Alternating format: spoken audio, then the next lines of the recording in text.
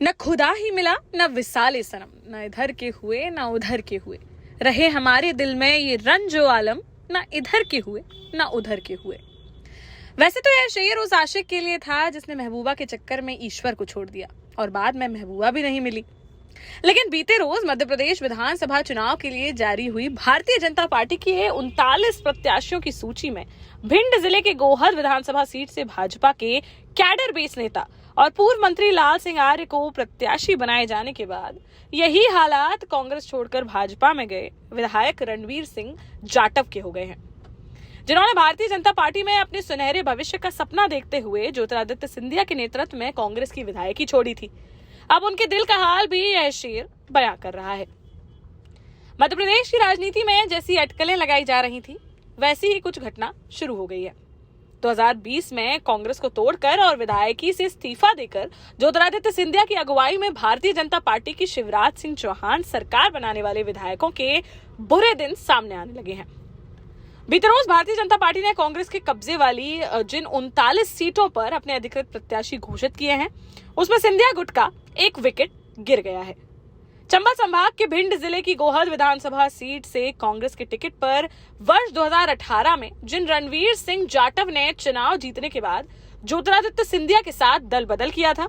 और भाजपा की शिवराज सिंह चौहान सरकार बनवाई थी, उन रणवीर सिंह जाटव को दल बदल की शर्तों और फॉर्मूले के तहत 2020 के चुनाव में तो भाजपा ने टिकट दे दिया था, लेकिन आगामी विधानसभा चुनाव के लिए उनको पैदल कर दिया गया है। भाजपा ने गोहद सीट पर अपने पुराने और भरोसेमंद कार्यकर्ता और भारतीय जनता पार्टी अनुसूचित मोर्चा के राष्ट्रीय अध्यक्ष पूर्व मंत्री लाल सिंह आर्य को प्रत्याशी घोषित किया है। लाल सिंह आर्य गोहद विधानसभा सीट से वर्ष 1998, 2003 और 2013 में भाजपा विधायक चुने गए थे। उन्हें 2013 का चुनाव जीतने के बाद शिवराज सिंह चौहान सरकार में राज्य मंत्री भी बनाया गया था, लेकिन 2018 के चुनाव में वह कांग्रेस के प्रत्याशी रणवीर सिंह रावत से 20,000 से भी ज्यादा वोटों के अंतर से चुनाव हार गए थे। अब आपको बताते हैं इस विधानसभा सीट की वो कहानी जिसे सुनकर आप भी चौंक जाएंगे और आपको यह भी मानने के लिए मजबूर होना पड़ेगा कि राजनीति में इंसान किसी भी हद तक जा सकता है और किसी से भी हाथ मिला सकता है। वैसे तो अनुसूचित जाति के लिए आरक्षित गोहद विधानसभा सीट पर अब तक हुए चुनाव में 8 बार बीजेपी का कब्जा रहा है, तो वहीं 5 बार कांग्रेस ने इस सीट को जीता है। एक बार बहुजन समाज पार्टी तो एक बार प्रजा सोशलिस्ट पार्टी के प्रत्याशी यहां विधायक बनने में कामयाब हुए हैं। लेकिन खास बात यह है कि आजादी के बाद से शुरुआती 3-4 मौकों को छोड़ दें तो लगभग 50 वर्षों से लगातार गोहद विधानसभा क्षेत्र के बाहर के निवासी ही इस सीट पर विधायक बनते रहे हैं। वर्तमान में जिन लाल सिंह आर्य को भारतीय जनता पार्टी ने अपना प्रत्याशी बनाया है वह भी 3 बार यहां से विधायक रहे हैं। उनका तिलिस्म कांग्रेस नेता माखन लाल जाटव ने वर्ष 2008 के विधानसभा चुनाव में तोड़ा था और लाल सिंह आर्य को हराकर विधायक बने थे, लेकिन वह 1 वर्ष ही विधायक रह पाई। वर्ष 2009 के लोकसभा चुनाव में क्षेत्र में ही जनसंपर्क के दौरान छेटा गांव में कुछ लोगों ने उनकी गोली मारकर हत्या कर दी थी। कांग्रेस विधायक की हत्या के मामले में उनके सुरक्षा गार्ड ने कई लोगों के खिलाफ मुकदमा लिखाया था, लेकिन बाद में कांग्रेस विधायक के बेटे रणवीर सिंह जाटव ने भिंड न्यायालय में प्रार्थना पत्र देकर भाजपा के नेता और पूर्व विधायक लाल सिंह आर्य पर अपने पिता की हत्या करवाने का आरोप लगाया था और उन्हें आरोपी बनाए जाने की मांग की थी, जिसके बाद भिंड न्यायालय ने पूर्व विधायक लाल सिंह आर्य को समन के जरिए तलब किया था। न्यायालय में हाजिर न होने पर उनके खिलाफ 6 बार वारंट जारी किए गए थे। भाजपा नेता लाल सिंह आर्य ने न्यायालय में हाजिर होकर इसके बाद जमानत करवा ली थी और न्यायालय के निर्णय के खिलाफ हाईकोर्ट ग्वालियर में अपील की थी, जहां से हाईकोर्ट ने भिंड न्यायालय के आदेश को गलत बता दिया था और उन्हें राहत मिल गई थी। लेकिन बाद में सुप्रीम कोर्ट के आदेश पर पूर्व विधायक लाल सिंह आर्य के खिलाफ कांग्रेस विधायक माखन लाल जाटव की हत्या के आरोप में मुकदमा चलाया गया था। सुरक्षा गार्ड और अन्य गवाहों द्वारा गवाही में यह कह दिया गया था कि उन्होंने गोलियां चलने की आवाज तो सुनी थी, लेकिन अंधेरे में वह पहचान नहीं पाए थे कि गोलियां किसने मारी हैं। इसके चलते विचारण न्यायालय ने साक्ष्य के अभाव में पूर्व विधायक लाल सिंह आर्य को संदेह का लाभ देते हुए आरोप मुक्त कर दिया था। उधर वर्ष 2009 में कांग्रेस विधायक माखन लाल जाटव की हत्या के बाद कांग्रेस ने दिवंगत विधायक के पुत्र रणवीर सिंह जाटव को चुनाव लड़ाया था, जिसमें उन्होंने एक बार फिर भाजपा प्रत्याशी लाल सिंह आर्य को लंबे अंतर से चुनाव हरा दिया था। अगली बार 2013 के चुनाव में भाजपा प्रत्याशी लाल सिंह आर्य ने कांग्रेस प्रत्याशी रणवीर सिंह जाटव को लगभग 20,000 वोटों से चुनाव हराया था। जिसका बदला कांग्रेस प्रत्याशी रणवीर जाटव ने अगले ही यानी कि 2018 के चुनाव में विधायक और वर्तमान राज्य मंत्री लाल सिंह आर्य को 20,705 वोटों से हरा कर दिया था। दोनों ही नेताओं के बीच राजनीति के साथ साथ पिता की हत्या के मामले को लेकर कटुता बहुत ज्यादा थी।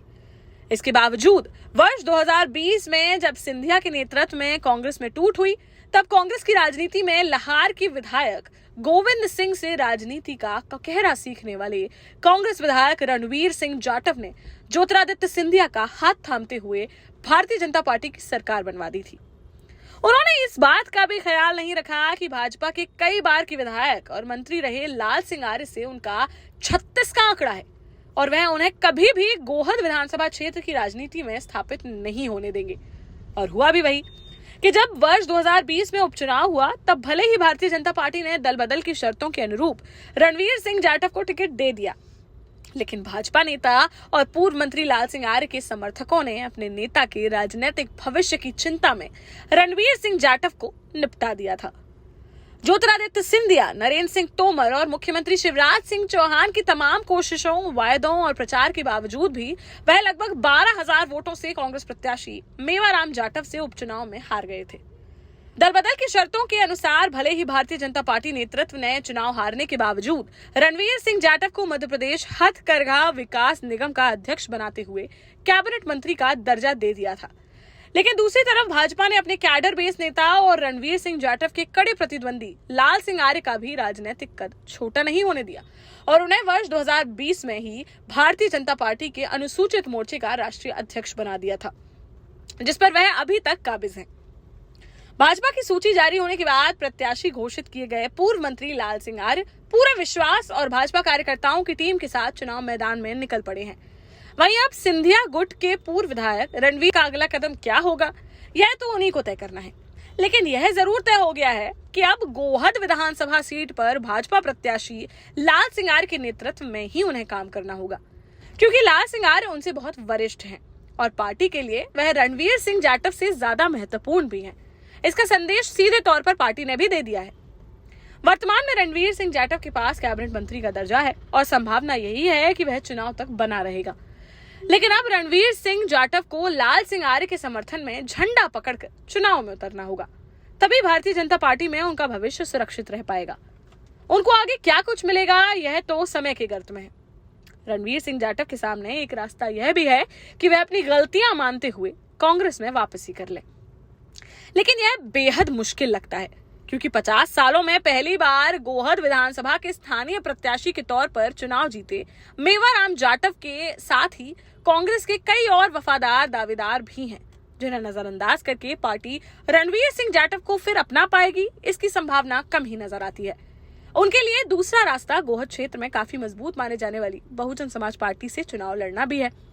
लेकिन अब देखने वाली बात यही होगी कि रणवीर सिंह जाटव अब क्या करते हैं। अभी के लिए फिलहाल इतना ही, लेकिन ऐसी ही रिपोर्ट्स लेकर वापस से हाजिर होते रहेंगे आपके सामने। चैनल को सब्सक्राइब करना और बेल आइकॉन को दबाना बिल्कुल ना भूलें, साथ ही हमें फेसबुक पर फॉलो करना बिल्कुल ना भूलें।